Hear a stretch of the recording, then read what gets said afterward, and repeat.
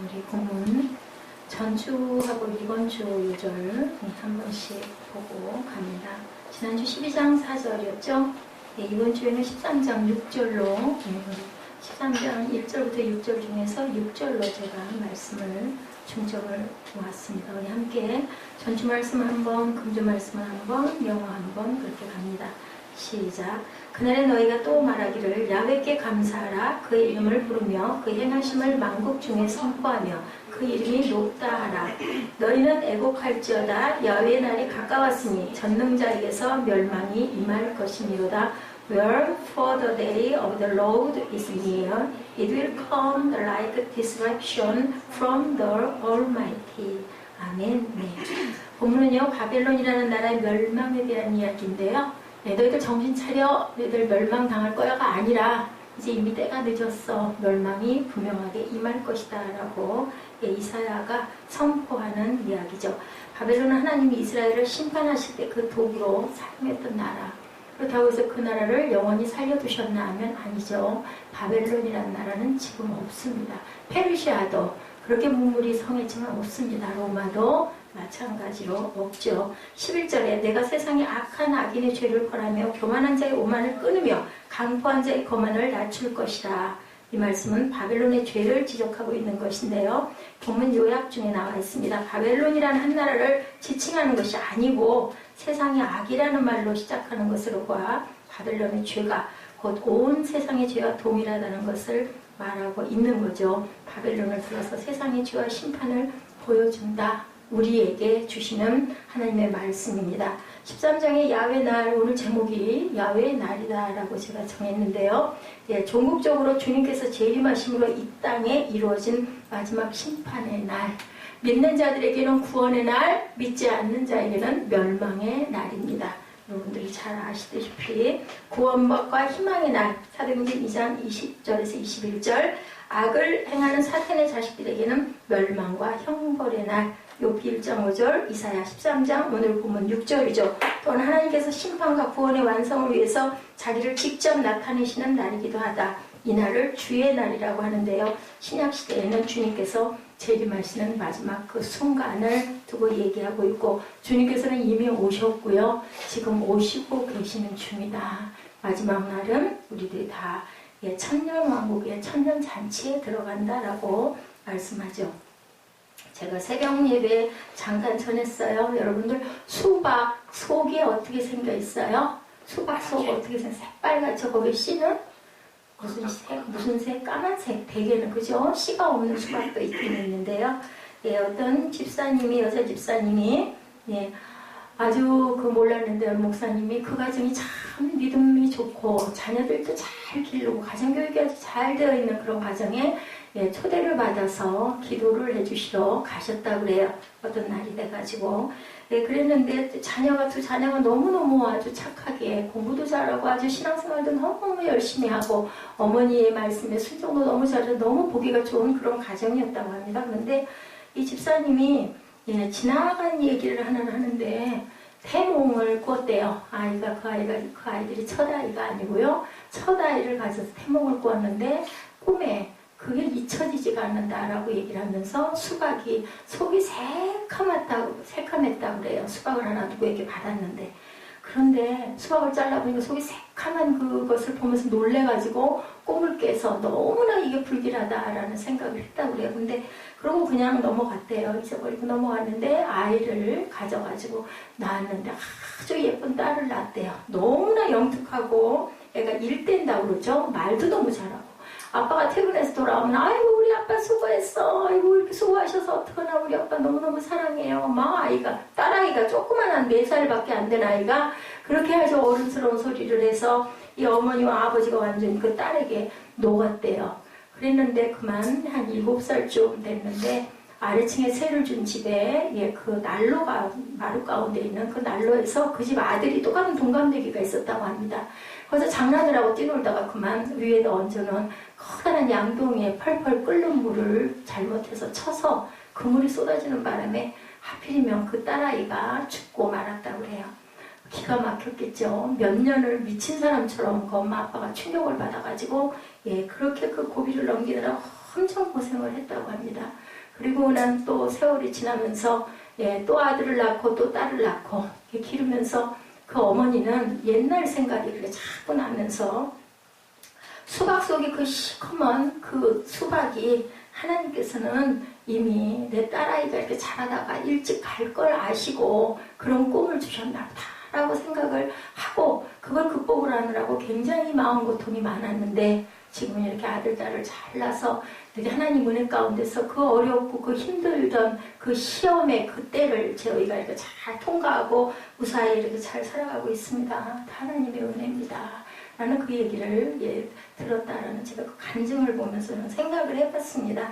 하나님께서는 우리가 어떻게 살아갈 것인지, 무엇이 될 것인지, 얼마나 살 것인지 세상에서 아까 이태석 신부님 저는 어저께 잠을 못 잤어요. 그분 전에도 언젠가 한번 제가 얼핏 보고 그냥 넘어갔거든요. 왜냐하면 요즘에 치유사역에서 천천히 사는 방법에 대한 것을 많이 가리킨다고 하죠. 천천히 사는 방법만 터득을 해도 아픈 질병에서 해방이 되고 마음의 상처에서 상처와 치료를 받는데요. 너무 급하고 빠르게 살아가다 보니까 느끼고 깨닫고 마음을 내려놓을 시간이 없다라는 거죠. 병을 약을 먹지 않아도 그것만 그 사역만 하면서 그걸 깨닫게 하고 알게 해도 사람들이 많은 치유를 받는다고 합니다.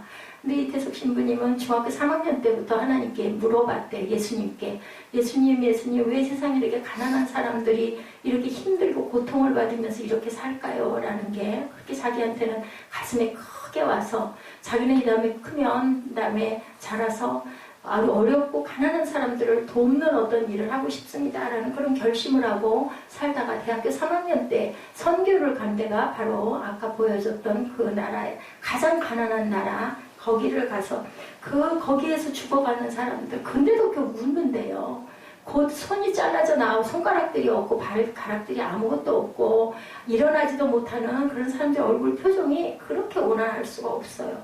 우리 행복지수 연구했다고 그러죠. 방글라데시 가장 가난한 나라가 행복지수가 가장 높고 우리나라가 자살률 제1위라고 합니다. 잘 사는 것과 부자로 사는 것과 잘 산다는 표현은 틀렸고요. 부자로 사는 것과 정말 관계가 없다였는데 이태석 신부님은 거길 가가지고 학생 때죠. 의과대학을 나왔으니까 3학년 때 거길 가보고 너무너무 놀랐다는 거예요. 그렇게 열악하고 그렇게 가난하게 사는 나라의 사람들이 어쩌면 저렇게 평화롭고 웃는 얼굴일 수가 있겠나. 그래서 다시 내가 여기로 와서 꼭 섬겨야 되겠다라는 생각을 하고 아주 앞이 창창하고 장래가 유망함에도 모든 것들을 다 비우고 2001년도에 그 나라를 가가지고 그 병원을 설립을 하고 그죠. 많은 환자들을 돌보면서 돌아가기 전까지 하루에 한 300여 명 정도 진료를 하고 약을 주고 치료를 해주고 밥을 한 끼씩만 먹이면 다 죽어가던 사람들이 뻘떡뻘떡 일어나는 그런 역사. 그 사람들은 절대로 살아날 수 없고 고쳐질 수 없다라고 여겼던 질병들이 치료가 되니까 이제는 살 수 있는 건가 보다 하고는 아무리 먼 거리에서도 걸어서 수십 일을 걸어서라도 그 진료소까지 도착해서 오는 그런 모습들을 보면서 정말 자기는 이렇게 내가 살다가 미랄이 돼야 되겠다 그런 결심을 했다라는 그런 내용의 얘기들을 제가 어저께 한 1시간 반 정도를 이것저것 찾아서 봤습니다. 하나님께서는 아셨겠죠? 이태석 분이 의학도이면서도 기타도 잘 치고 작곡도 하고 노래도 하고 그래서 군악대를 다 형성을 할 정도로 찬양을 그렇게 하면서 크리스마스가 엄청나게 그 뜨거운 날 크리스마스 거기는 그걸 맞으면서 그렇게 기뻐하면서 찬양하는 모습들을 제가 그 영상을 보면서 참 감동을 받았어요. 주려고 갔는데 본인의 고백이에요. 나는 주러 갔는데 준 게 아니라 매일매일 받고 있습니다. 우리는 정말 너무 많은 걸 가졌음에도 불구하고 항상 불만이 많고 항상 원망이 많은데 저들은 저렇게 아무것도 없는 상황에도 감사하고 하나님께서 하루를 주셔서 하루를 사는 걸 너무 감사하고 죽으면 그냥 죽는 거고 살면 기쁘고 사는 거고 바라보는 게 기쁜 거고 이렇게 사는 저런 단순한 모습 아까 우리 새벽 예배에서 전했죠. 미련한 자가 되라고 세상에 지혜로운 자가 되면 내가 아주 잘 나가는 것 같고 잘 사는 것 같지만 사실은 그게 아니고 하늘의 지혜를 구해라. 주님의 말씀처럼 우리가 최선을 다해서, 그 사람들은 아마 이 이태석 신부를, 하나님을 이제 물론 전하고 학교도 세웠어요. 그렇게 공부를 하려고 해서 특별히 깜깜한 세상인데요. 성당만은 전기가 들어오게 해서 불을 켜줬다고 합니다. 너무 공부하고 싶어 하기 때문에. 거기에서 가르치고자 하는 의욕이 너무너무 솟았다라는 그런 고백을 하는 걸 봤어요. 할 수 없는 상황에서 공부할 수 있는 거 얼마나 기쁘고, 저도 지난 옛날에 초등학교 국민학교죠. 그때 기억이 있습니다. 5학년, 6학년 때 선생님이 그냥 공부를 그냥 가르쳐 주셔요. 과외 공부인데 돈을 안 받는 과외죠. 거기가 굉장히 멀어요. 버스 정류장으로 한 서너 정거장. 그때는 기본이었어요. 그 정도 걸어 다니는 거. 거기를 가서 공부를 하고 걸어 돌아오는 길에 달님하고 항상 같이 버스를 하면서 열심히 노래를 부르면서 집에까지 왔던 그런 기억이 있어요. 기억 중에서 정확하게 안 잊어버려지는 그 기억, 그 선생님들, 그 공부 가르치려고 하는 그 열심. 제가 그 시골 학교에서 유일하게 서울로 유학을 온 학생이었습니다. 그럴 만큼 그때는 정말 귀한 거라. 요즘에는 그냥 물질 만능이죠. 대학 미대를 들어가려면 얼마요? 2달에 무슨 460만 원, 500만 원씩 부모님이 가지질 않았으면 갈 수가 없는 그런 시대가 됐는데, 작은 것에 만족하는 그러한 그 세상, 참 아름다운 세상이구나. 또 이태석 신부님, 정말 그 사람들은, 그 민족들은 예수님이다라고 생각할 것 같아요. 병자들이 벌떡벌떡 일어나니까 작은 예수는 지금도 여기저기 그렇게 살아있구나라는 생각을 했습니다. 그런데 오늘 본문으로 돌아가서, 속이 까만 수박. 여러분들, 이 바벨론, 이 사람들, 도구로 사용됐지만 결국은 속이 까만 수박으로 나중에 멸망하죠. 우리는 어떨까요? 여러분들, 우리 속은 어떨까요? 저는 그 생각을 했습니다. 우리 속도 속이 까만 수박은 아닐까. 그죠? 근데 예수님께서 보혈로 닦아주신 거죠. 그래서 의롭다 칭함을 주셨구나라는 생각. 바벨론도 속이 까맣고, 이스라엘 민족도 속이 까맣고, 오늘 세상에 사는 우리도, 우리 본문 그 요약에 나와 있듯이, 바벨론을 들어서 세상의 죄와 심판을 보여줬다. 결국은 다 속이 까만 수박들인데, 거기서 건져지는 수박들이 있는 거예요. 왜냐하면 예수의 보혈로 까만 속이 빨갛게 물들면, 그죠? 죄가 더러운 죄가 씻겨지기 때문에.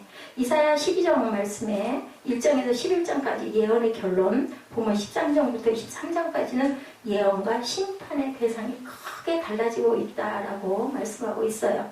12장까지는 하나님의 백성인 북이스라엘과 남유다에 대한 것, 이제는 그 대상이 주위의 이방국들에 대해서 선포합니다. 모두 다 속이 까만 수박이구나. 건져질 수가 없는 절망의 수박들이라는 거죠. 하나님의 은혜가 아니면 우리는 이 자리에 살아 있을 수가 없다. 저는 어저께 여러분들 오셔가지고 다 도와주셔서 많지도 않은 몇 개 되지도 않는, 근데 똑같잖아요. 양의 차이가 있을 뿐이지. 그 김장을 하면서 제가 느낀 게 있어요. 예배가 이러면 참 좋을 텐데, 누구 한 사람도 거기에 반론이 없죠. 그냥 다 할 수 있는 최선을, 우리 어린 아이들까지도 다 도와가지고 하고, 나중에는 함께, 그죠? 소찬이지만 그 속을 가지고 이 밥을 같이 나눌 수 있었던 거 너무너무 은혜로운 예배였다라는 생각이 듭니다. 예배는요, 여러분들, 어떤 한 사람이 아니면 목사가 예배를 혼자 끌고 가는 게 아니에요. 예배는 섬기는 거거든요. 다 같이 섬겨야 됩니다.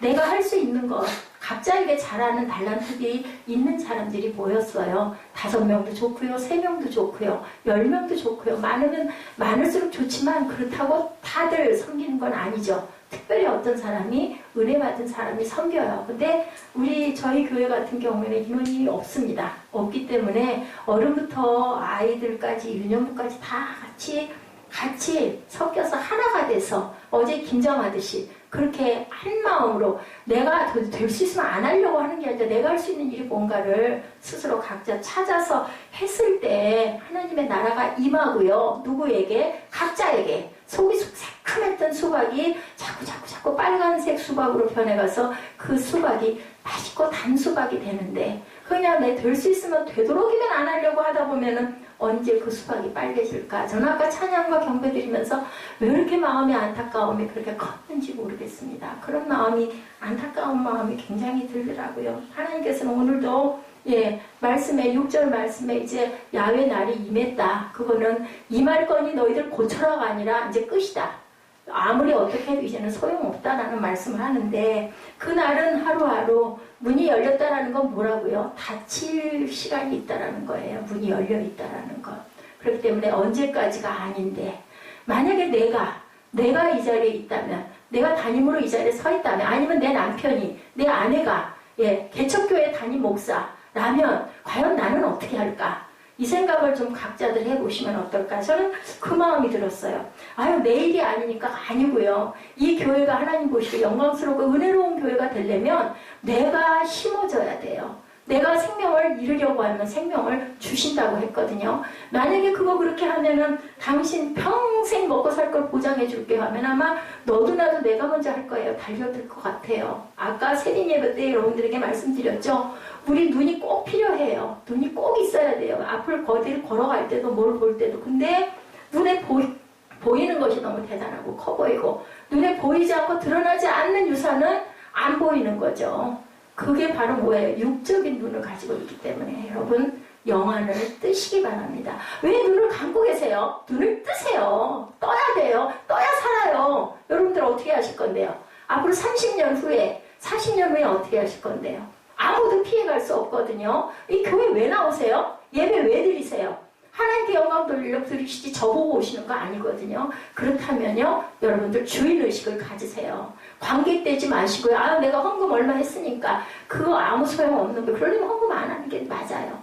하나님께 드리는 거면 내 마음을 먼저 드려야 되거든요. 마음과 뜻과 성품을 다해야 된다는 말씀이 오늘 본문의 말씀이에요. 1절에서 16절에 바벨론을 멸망시킬 군대의 소식과 멸망 당시의 참생에 대한 예언이 나오는 거예요. 여러분들 예언이 어떤 뭐 대단한 사람이 죽었던 사람 살 거야. 이게 예언이 아니고요. 하나님 말씀이 예언이에요. 지금 이 이사야를 통해서 하는 말씀이 저와 여러분들에게 하시는 말씀이라는 것으로 그렇게 받으셔야 여러분들의 생명이 살아난다는 것을 깨닫고 아시기 바랍니다. 1절 말씀에는 이사야가 바벨론에 대해서 받은 예언의 말씀이라는 것, 그리고 바벨론을 멸망시키기 위해서 하나님께서 군대를 소집하시겠다고 말씀하죠. 1절 말씀. 여러분들 다 성경 가지고 1절부터 보고 계시죠. 1절 말씀에 아모스의 아들 이사야가 바벨론에 대한 경고다 그래요. 그 다음에 3절에 뭐라고 그래요? 3절에 보니까 내가 거룩하게 구별한 자들에게 명령하고 나의 위엄을 기뻐하는 용사들을 불러 나의 노여움을 전하게 하였느니라. 하나님은요, 또 공의의 하나님이고 정말 사랑의 하나님이기 때문에 그냥 어느 순간 갑자기 누구를 멸하는 일은 없어요. 미리 예언자들 보내갖고 계속 얘기하거든요. 5절 말씀에 보니까 먼 나라에서 군대를 불러 명령하시겠다. 그 군대는 바벨론을 심판하기 위해서 하나님의 부르심을 입은 어디? 메대와 바사. 이 사람들도 도구로 이용돼요. 나중에는 이 사람들도 또한 죽습니다. 이들은 하나님을 모르는 민족이었는데 하나님의 진로의 병기로 하나님께서 사용하신다라는 거죠. 그들을 불러서 바벨론의 멸망의 심판날이 일게 될 텐데 멸망과 심판의 날을 6절에서 무슨 날이라고? 로드스데이 하죠? 여호와의 날이다. 여호와의 날은 하나님께서 직접으로 개입하셔서 일하는 날, 남은 자들에게는 구원의 날이 된다. 그리고 마지막 들림받고 남은 백성들에게는 뭐밖에 길이 없다. 죽어야 산다. 그죠? 난 죽을 거예요. 난 여기 666 짐승의 표 안 받아요. 안 받으면 굶어 죽을 수밖에 없어요. 굶어 죽거나 찔려 죽거나 쏴 죽이거나. 그래도 죽어야 내가 산다는, 그게 뭐냐면요, 성경의 말씀을 여러분들에게 상징적으로 의미해서 알려드리는 거예요. 죽어야 산다. 내가 하나님께 내 생명 내게 아니니까, 아까 이태석 신부처럼 그냥 나는 하나님께 다 드렸습니다. 이러면 아버지가 우리를 죽이실 리가 없다고. 내 영혼이 살아나는 거죠. 육이 어떻게 됐는데 여러분들 아세요? 마지막 들림받는 그 순간에는 우리 육도 같이 변화된 몸으로 살아 일어난다라는 거예요. 내가 만약에 죽었어요. 1년 이후에. 근데 정말 다행히 맨 꽁무니에 매달려가지고 구원받은 자가 됐네요. 뭐 목사라고 구원 받았습니까? 아니거든요. 그러면 그랬다가 만약에 50년 후에 마지막 심판의 날이 됐어요. 나는 죽어서 다 가루가 돼가지고 이제 뿌려졌어요. 그렇게 돼도 내 몸이 살아 변형돼서 하늘로 오른다. 아이고 그런 게 어딨어. 근데 성경에 있고 여러분들이 예수를 믿는 한은 그것을 믿으셔야 된다는 거죠. 아주 무서운 얘기예요. 다들 들려 올라갔는데 평생 교회 쫓아다니면서 하고 싶은 것도 못하고 자고 싶은 것도 못하고 했어. 근데 난 구원 못 받았어. 그러면 얼마나 억울하겠어요, 여러분들. 보험 왜 드세요, 여러분들? 보험 무슨 사고 났을 때 보장받으려고 드시잖아요. 그런 의미로 해도 이왕이면 내가 건져져야지. 내가 못 건져지면 어쩔 거예요. 예, 여기는요, 누가 뭐 친하다고 누가 뭐 믿음이 더 하니까 좀 띄워줘가지고 띄워받아가지고 이거는 없다. 여러분들 너무 잘 아시죠? 7절과 8절에 말씀하고 있어요. 뭐라고 말씀하나 우리 한번 7절 8절 성경 가지시고 한번 읽어보실래요? 뭐라고 그러셔요? 그러므로 모든 손에 힘이 풀리고 각 사람의 마음이 녹을 것이다. 그들이 놀라며 괴로움과 슬픔에 사로잡혀 해산이 임박한 여자같이 고통하며 서로 보고 놀라며 얼굴에 불꽃 같으니라 라고 이렇게 말씀하고 있죠. 얼굴이 불꽃 같아요. 싸우기만 하면 이기던 나라 바벨론의 공격을 받고 아무 힘도 쓰지 못하고 그들은 더 이상 이길 수 없다는 사실 때문에 너무너무 놀란다는 거죠. 아니 왜 우리가 맨날 이렇게 져야 돼? 그게 기가 막히고 이해가 안 가다. 믿을 수가 없다. 바벨론 멸망에 대한 예언은 이사야가 예언하고 난 후 100년, 150년 이후에 이루어져요. 아이고 뭐가 그래. 아무 일도 안 일어나는데 그러니까 마음 푹 놓고 못되게 굴고 하나님 말씀 믿지 않으면 결국은 정말 끝. 전혀 기회가 없다라는 말씀을 하고 있어요. 예언이 말씀드렸죠? 이사야가 예수님 오실 거 메시아 예언하고 700년 이후에 이루어졌다고요. 그걸 믿는 게 바로 믿음이다. 우리가 우리 지식을 가지고 자꾸 머리로 저울질을 하고 가슴으로 자꾸 생각하면요. 여러분들에게 좋을 일이 아무것도 없어요. 누구같이? 아기같이. 예, 미련한 자같이 그렇게 굴어야 살 수 있다는 거죠. 바벨론은 한 성읍으로 출발을 했어요. 그때는요. 나라도 아니었던 거예요. 그랬는데 이사야가 그렇게 예언을 하는 거죠. 그렇게 출발을 했는데 예언할 당시에 바벨론은 아수르의 지배하에 있는 약소국 아주 세력이 미미했는데 이사야는 바벨론이 지금은 미약하지만 우리 66장 이사야 66장 제가 받은 말씀이죠. 7절에서 15절까지 15절에서 22절이든가 거기 있죠. 예, 약한 자가 강국이 되리라. 그죠? 천명을 이루리라. 우리 블로그에 앞에 나와 있는 그 말씀. 그게 바로 그 예언이에요. 너희들 약한 자가 강국을 이룰 때가 이룰 것이라고 얘기하는 말씀이 이사야가 바벨론 너희가 약하지. 근데 나중에 강국이 될 것이야. 한 명이 1000명으로 늘어날 것이야 라고 말씀하죠. 바벨론이 지금 미약하지만 이후에 커지고 나중에는 또한 급격히 멸망하게 될 것이라는 것을 100년에서 150년 사이에 예언을 했다. 이사야의 메시아 예언은 예수님 오시기 700년 전에 선포되었습니다. 바벨론 제국은 7세기 영에 완전히 사라져서 지금 폐허가 된 유적지만 남아있죠. 여기서 우리는 하나님 앞에서 결코 뭐하지 말아야 되겠다. 우리 세린 예배에 똑같은 얘기. 교만하지 말아야 되겠다. 여러분들 교만의 뜻이 뭔지 아세요? 잘남치 않은 게 교만이 아니고요. 내가 내 뜻대로 계획 세워서 살려고 하는 거. 그러고 보니까 딱 저더라고요. 보니까. 지난 세월에 저는 그랬어요. 뭐 요거 있으니까 요거 요렇게 해서 요렇게 하고 요렇게 가면 되겠지. 계획하고 갔죠. 1년 계획. 그거 필요 없다는 거예요. 하나님께 무릎 꿇고 하나님께 드리고 하나님이 하는 대로 우리의 마음에 감동하는 대로 기도하고 가는 자가 바로 겸손한 자라고 말씀하고 있어요. 바벨론과 같이 교만한 자들에 대해서 하나님은 바벨론에게 예언하셨던 것 같이 심판하실 것을 우리는 두려움으로 받아야 된다. 우리들 중에 나는 안 교만해. 그 교만의 뜻 여러분들이 몰라서 그렇다는 거. 누가 저보고 그러더라고요. 그 교만은 언제 깨질 거야? 근데 그때 제가 그래서 내가 뭐가 교만해. 늘 벌벌 떨고 겁이 많고 걱정하고 남한테 심한 말도 못하는 난 절대로 그거는 아닐 거야. 근데 교만이라는 뜻은 하나님의 뜻에 100% 순종하는 자가 겸손한 자고 내 뜻대로 가려고 나 저 절대로 용서할 수 없어. 세상에 어떻게 저렇게 악할 수가 있어? 이거 교만이라는 거죠. 네. 하나님이 내 인도자가 되시고 나를 도와주셔 내가 할 수 있지. 그렇지 않으면 나는 살아갈 가치도 살 수도 없어. 호흡 하나 하는 것도 내가 하는 게 아니고 하나님이 하게 하셔서 내가 있는 거야. 이런 마음가짐을 갖는 자가 겸손한 자다. 교만의 뿌리는 하나님으로부터 독립이에요. 독립. 내가 할 거야. 내가 해. 다른 건 상관하지만 내가 다 해줄게. 이게 바로 교만이다. 다니엘 4장 30절이죠. 느부갓네살이 바벨론의 발전을 바라보면서 자기의 힘과 능력에 대해서 감탄하는 구절이 나와요. 그런데 그 이후에 어떻게 됐어요? 그 사람 풀을 먹는 소가 될 것이었는데 소가 실제로 되죠. 풀 먹죠. 그러다가 당연히 어떻게 돼요? 죽죠. 그죠? 하늘에 극히 높으신 자가 계시는 것을 우리는 깨달아야 된다. 소처럼 풀을 먹을 것이라는 예언이 그냥 딱 맞아 떨어져서 정말 소처럼 풀을 먹다 죽는 거지요. 이 자리에 계신 여러분들은 모두 다 겸손하신 분들임을 제가 믿습니다. 그리고 축복합니다. 저는요 이렇게 늦게 깨졌어요. 지금도 뭐 별다를 바가 없는데 여러분들은 저보다 세월이 20년 이상 더 청청한 푸른 잎이시니까 또 30-40년 이상 그러시니까 분명히 아주 하나님 앞에 겸손하신 여러분들이실 줄로 믿습니다. 세계의 역사는 절대 주권자이시고 시간과 공간을 초월히 계시는 누구의 손 안에 이 손 안에 있음 있소이다는 그 광동지와 그 선전이 자꾸 생각이 나는데요. 그 손이 아닌 하나님의 손이 우리를 항상 보듬고 계신다라는 것. 그렇게 무슨 손? 오른손. 그죠? 오른손. 성스러운 손. 그렇기 때문에 우리도 그 거룩을 닮아야 되겠다. 하나님만큼 신뢰하는 분이 어디 있겠나? 전지전능한 분이 안 계시죠? 그럼에도 불구하고 하나님만큼 제대로 인정받지 못하시는 분도 없다. 여러분들 그 생각 안 드세요? 하나님은 세계 우주 만물 다 창조하시고 우리 다 만들어주시고 세상 잘 먹고 잘 살 수 있도록 물론 각자의 분량대로 살게 해주셨는 누가? 하나님이. 근데요 인정을 받지 못하는 하나님이다.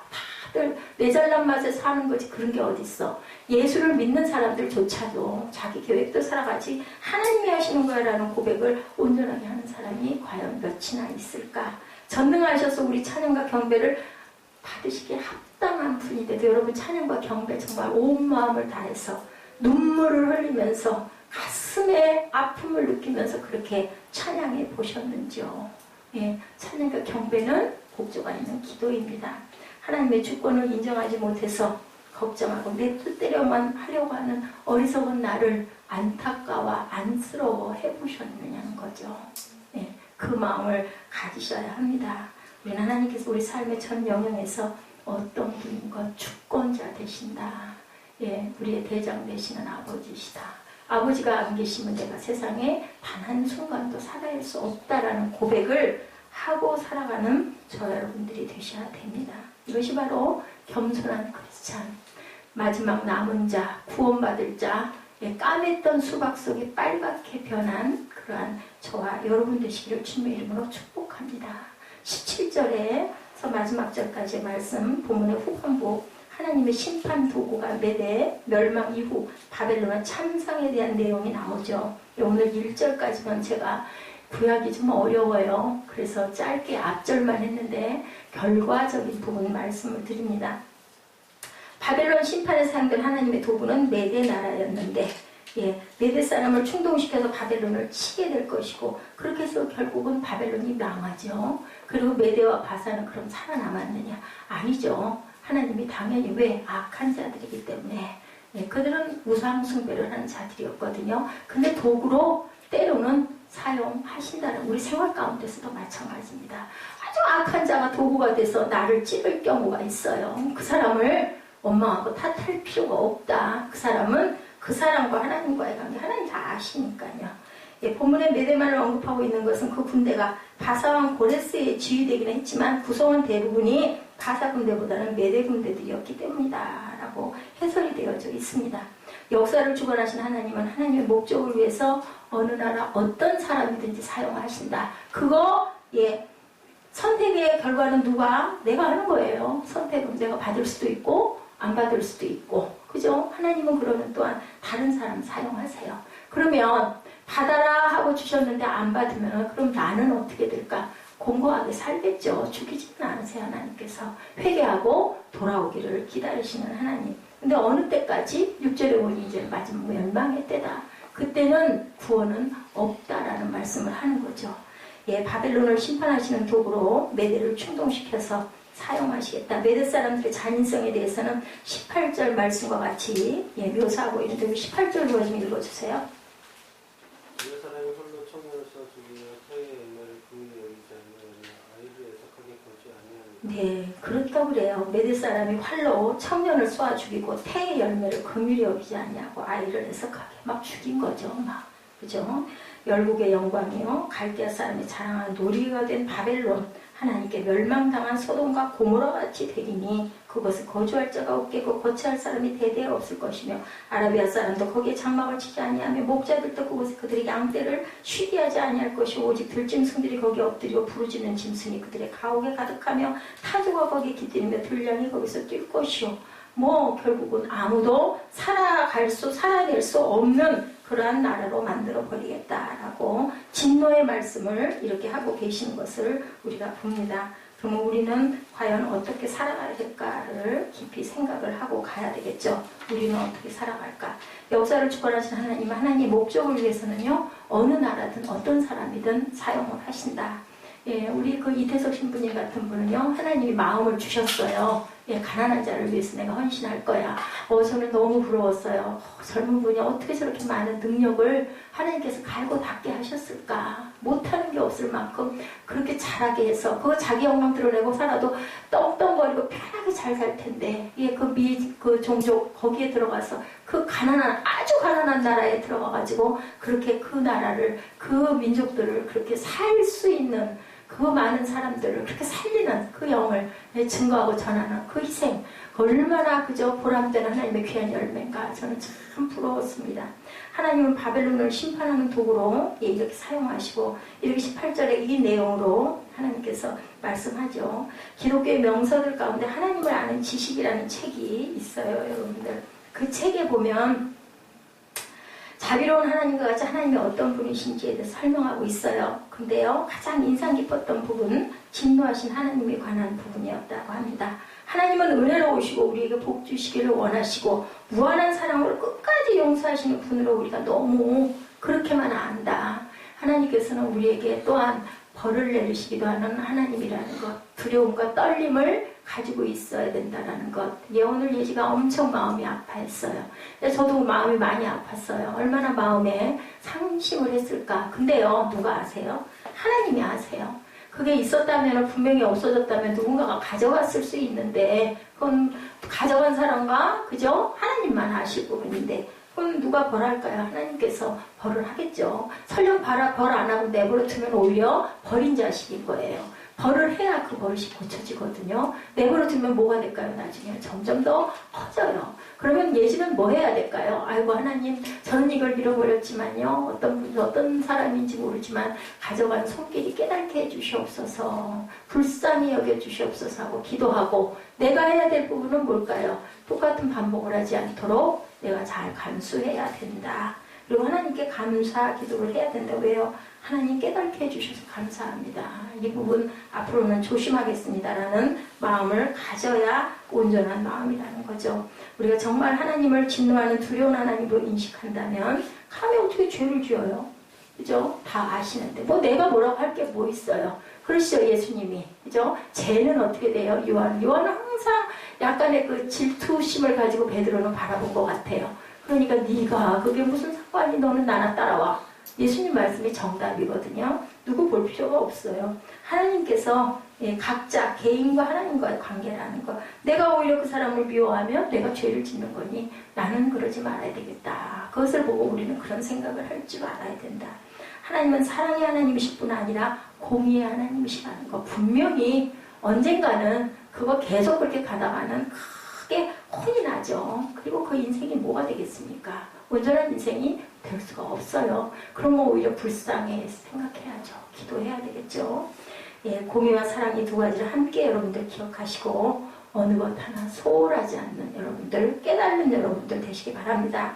오늘 말씀 통해서 우리는 교만했던 바벨론에게 선포되는 예언의 말씀을 통해서 어떠한 모습으로 우리가 서야 될까? 우리 어떻게 세빈 예배하고 똑같네요. 절대로 교만하지 말아야 되겠다. 어떤 마음? 겸손한 마음으로 하나님의 지혜를 구해야 되겠다. 세상에서 내가 이렇게 하니까 약삭 빠르겠다, 이렇게 하니까 잘 돼, 이렇게 하니까 내가 이겨, 그게 중요한 게 아니라 하나님께 기도하는 주님의 마음을 품는, 좀 어리석고 미련한 것 같지만, 내가 손해나는 것 같지만 그렇게 갈 때 하나님께서 여러분들에게 마음대로 갚아주신다라는 것.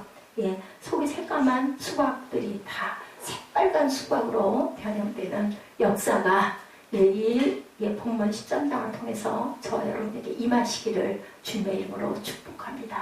기도하시겠습니다.